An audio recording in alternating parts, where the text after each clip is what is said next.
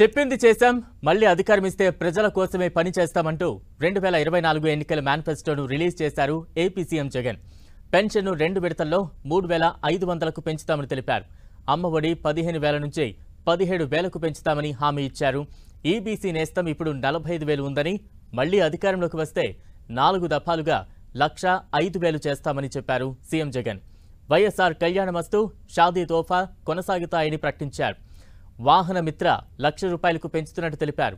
అర్హులైన వారికి ఇంటి స్థలాలు ఇస్తూనే ఉంటామన్నారు. వైఎస్ఆర్ 0 వడ్డీ రుణాలు 3 లక్షలకు పెంచుతున్నట్లు ప్రకటించారు సీఎం జగన్. వైఎస్ఆర్ చేయూత 75,000 నుంచి 1,50,000కు పెంచుతామని హామీ ఇచ్చారు. వైఎస్ఆర్ కాపు నేస్తం కింద ఇప్పుడు 60,000 ఇస్తున్నామని, దాని 4 దఫాల్లో 1,20,000 ఇస్తామన్నారు.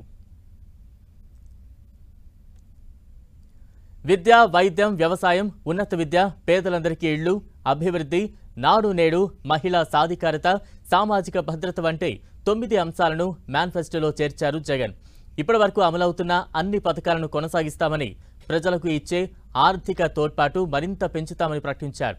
2019లో ఇచ్చిన నవరత్నాల హామీలను 99% అమలు చేసి చూపించామన్నారు సీఎం జగన్. ఈసారి 9 అంశాలతో 2 పేజీల మేనిఫెస్టోను విడుదల చేశారు.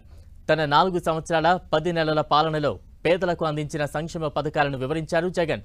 దేశంలో ఏ రాష్ట్రంలో లేని విధంగా 66 లక్షల మందికి పెన్షన్లు ఇస్తున్న ఏకైక రాష్ట్రం ఏపీనే అని చెప్పారు.